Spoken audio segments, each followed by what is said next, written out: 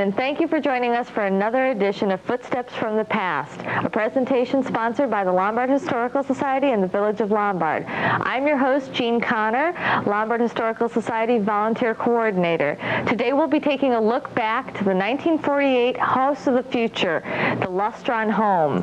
Lombard has more Lustron houses than any other city or village in the world. And today we have with us Tom Fetters, who is the Lustron research expert and also a local Lombard resident for 30 years and also happens to be my father. He will be taking us through an inside tour of a Lustron home and then throughout town to see the 36 Lustrons. Come join us, won't you? Lustron houses like these exist all around Lombard, the Lilac Village, which is located 20 miles west of Chicago in northeastern Illinois. 50 years ago, Lombard was a small suburban community that was seeing a surge of new growth as a result of the end of World War II and the return of troops from both Europe and Asia.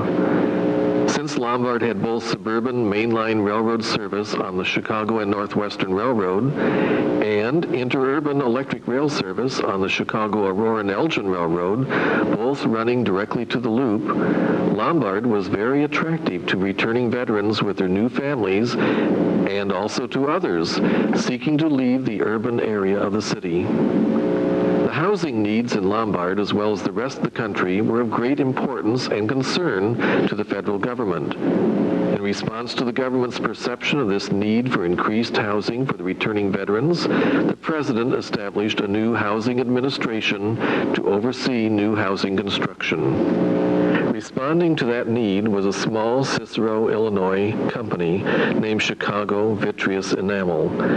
This company made porcelainized panels for gas stations, hamburger stands, and other shops before the war. Carl Strandlin, a vice president of Chicago Vit, proposed building houses out of the same porcelainized steel panels to be manufactured at a centralized plant. The steel interior and exterior panels and even the roof shingles would all be made of steel with exterior surface protected with porcelain coating. Steel framing for the walls and the roof trusses would be conventional steel with a protective coating. All of the parts, including wiring, plumbing, windows and doors, would be produced on an assembly line, shipped to the homeowner's site, and quickly assembled into a new house that would be maintenance-free and able to boast of being both insect and rodent-proof. An experimental house was built in South Hinsdale and served as a demonstration of what Chicago Vitreous Enamel's new Lustron division could do. When the Housing Administration saw the unit in 1947, they agreed to fund the startup of the new Lustron Corporation, which Chicago Vit agreed to spin off as an independent entity. The government, through its Reconstruction Finance Commission, leased the former Curtiss Wright Airplane Assembly Plant in Columbus, Ohio, to the new Lustron Corporation in 1947. And houses began to roll off the assembly line into special trucks and out the doors beginning in the spring of 1948. The trucks dispersed all the houses in all directions across the country, except west of the Rocky Mountains, where shipping costs were too expensive. Lombard was the perfect community to accept the new Lustron houses and welcome the new houses as valuable additions to the village. 36 Lustrons were contracted and built in or near Lombard. Looking at this map, we can see that the houses were built in a circle around the traditional downtown corner of St. Charles Road and Main Street, near the Chicago and Northwestern Station and the DuPage Theater. 5 houses were built in the 200 block of North Garfield Street, just 3 blocks from downtown. They are at 214, 226, 243, 247, and 250, and include 2 gray houses, 2 yellow houses, and a blue-green unit. The earliest Lustron house to be built in Lombard, as determined by the known serial numbers, is number 1109, which was built in 1949 at 247 North Garfield Street. The house at 214 North Garfield was re-sided in 1992 with vinyl siding to change its appearance. Lustron provided houses in 4 basic colors, and Lombard has examples of all 4. They were maize yellow, dove gray, aqua blue-green, and desert tan.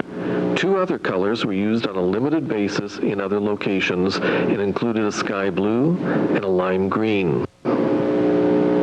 To the north of town, there were 4 houses built along North Elizabeth Street at 232 West Grove Street, 117 North Elizabeth, 362 North Elizabeth, and 303 West Loy Street. This included 2 gray, a blue-green, and a yellow house. The house at 232 West Grove Street at North Elizabeth Street was damaged by a car that careened across the lawn, hitting the corner of the house. Note the flagstone facing at the front corner near the porch, which changes the home's look. This house also sports a conventional shingled roof. Just down the street from 362 North Elizabeth is a yellow home at 327 West Brookfield Street. This house has had a garage added on the left, and the porch area has been filled in. The last 2 Lustrons on the north side are at 112 West Greenfield Avenue and at 304 North Park Avenue. The North Park Lustron Home has been re-sided to hide the damage from a house fire that occurred more than 20 years ago. Despite the new look of aluminum siding and a new roof, the home retains the classic lines of the Lustron Corporation's most popular model. The Lustron Corporation had 4 basic models, with the 2-bedroom Westchester being the most popular by far. This is the model that was built throughout the Chicago suburban area, and all of the Lombard Lustrons are of this model. It features a notched porch area and 2 large windows along the front wall. Downstate, the 3-bedroom Westchester model was built in some smaller farming communities and has 2 large windows plus a smaller bedroom window on the front wall, but has no porch cutout near the front door. The Lustron Corporation also sold an economy house called the Newport. The closest example built near Lombard is at Somonauk, Illinois, on Route 34 near Sandwich. The route of the Chicago, Aurora, and Elgin third rail electric trains also attracted the new home builders. But the neighborhoods around the CA&E Main Street and Elizabeth Street stations in Lombard were already built up. Not so the Westmoor Avenue station on the east side of Lombard, and 6 Lustrons were built on East Division, very near the parallel CA&E right-of-way. Today's Prairie Path passes near these houses at 832, 836, 916, 1117, 1123, and 1127 East Division Street. These Lustron homes included 2 gray, 2 blue-green, a yellow, and a tan home. The house at 916 East Division Street is set diagonally on the corner lot, one of only 2 in Lombard like this. Similarly, the house at 1123 is unique in that it is one of only 2 to be set on the lot with the dining room end toward the street. Just south of Division, another house was built at 417 South 3rd Avenue in the pleasing desert tan color. This is the other Lustron that is set with the dining room wall toward the street. The Lombard Country Club, or Home Club, at 316 Madison Street had boasted of 200 members who picnicked and played tennis or croquet on the grounds. There were dinners served daily, and the area was popular before the Depression. 7 Lustrons were built within a stone's throw of the old club grounds, and they are at 557 South Martha, 507, 524, 532 South Stewart Avenue, 305 East Morningside Avenue, and there are 3 more at 257, 315, and 321 East Madison, with the last 2 directly across the street from the old clubhouse. The house at 305 East Morningside, with serial number 2047, was the last Lustron to be built in Lombard. These houses included 3 yellow, 3 gray, and 2 tan houses. The house at 321 East Madison Street is the other Lombard Lustron to be set diagonally on the corner lot. There are a few other units around the Lilac Village that need to be counted. The tan house at 39 South Westmoor Avenue sits near the former Chicago Great Western Railway right-of-way.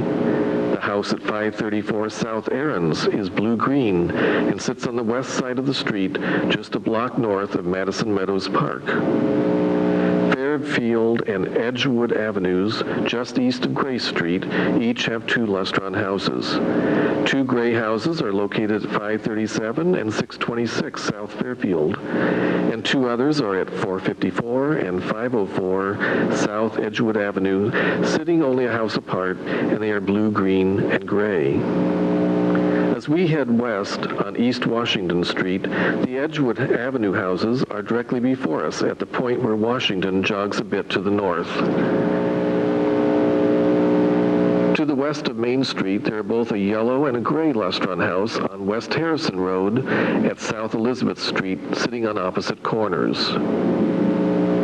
And finally, the last of the 36 houses in the area is located in nearby York Center at 615 Rockdale Circle, just off 14th Street.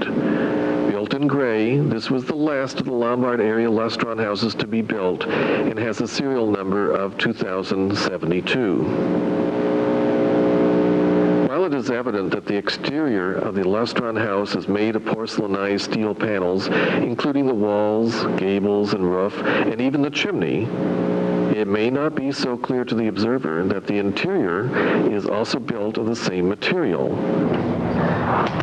Here in the living room, this back wall of the living room is a mirror and bookcase module that was shared with all the Lustron homes. It's backed up on the other side in the master bedroom with a built-in vanity.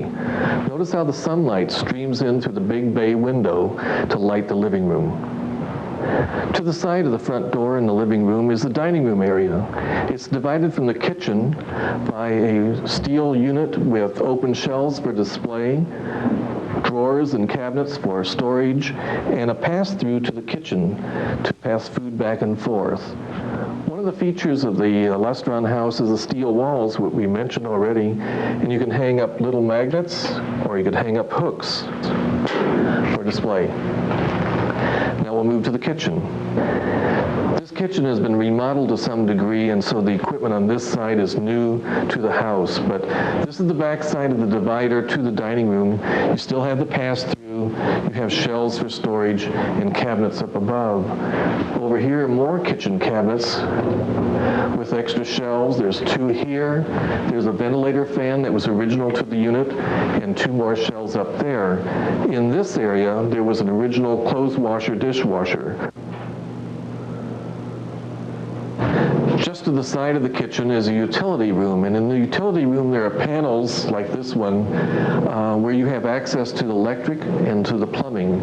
This is one of the Lustron lights that's original to the house. And over here, up high, was the furnace, which was suspended from the ceiling, but it's been replaced in this particular unit. Right here is the original plaque that is for each house, and it shows the model number and the serial number. This particular house is a Model 2 Westchester, number 1515.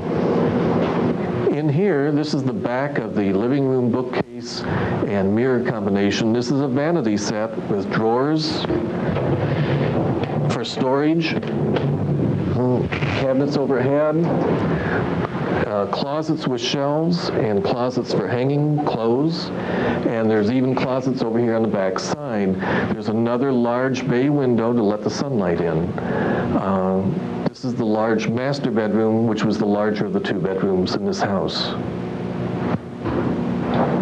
This is another one of the closets on this side, and a similar closet with shelves right beside it. And over here on the back wall, just outside of the master bedroom, at the end of this short hall from the living room, is another closet unit with storage for large objects up above and shelves for linen. And in here, behind this pocket door, is the second bedroom. Here in the second bedroom, there's some additional closet space, but it's not as well thought out as in the master bedroom.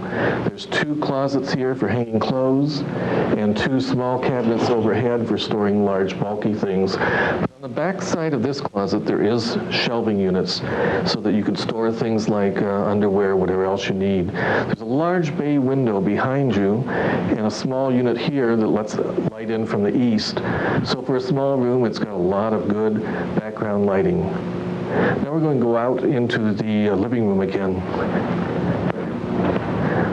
Now, coming out of the small bedroom and shutting the pocket door, I want to mention that there were 3 pocket doors: the small bedroom, the master bedroom, and another pocket door for the bathroom. This is one of the Lustron design lamps, and the same design is followed through in the bathroom. As we come down to the bathroom, there's a guest closet here for guests that have come to visit you. And in here, in the bathroom, it's been heavily remodeled, so this no longer shows the steel enameled walls that's been covered up here with contact paper, and all the utilities have been changed. So other than size and shape, this is no longer a Lustron house bathroom. One thing that a lot of people have noticed about this house is that there are no vents. There's no vents up above or down below. There's no forced air heating in this house. So how is the house heated? Up above, there's these steel ceiling panels, and still further above that, another 6 inches up, is another ceiling. Between the 2 ceilings is a forced air passage, which the furnace on the other side of this wall is sending hot air through certain channels to heat the bedrooms or the dining room or the living room. This lower panel radiates heat to warm your body. Upstairs, above this, the upper panel is heavily insulated and no heat escapes into the attic. So what you feel is a radiant heat, much like what you would get from a fireplace when the flames of the fire warm your skin through radiant heat. It's an unusual kind of heat, but it's very clean, and this house is especially appealing to people with allergies. Why not drive around Lombard now and see the Lustrons for yourself? Lombard loves its Lustrons and welcomes your exploration of the Lilac Village.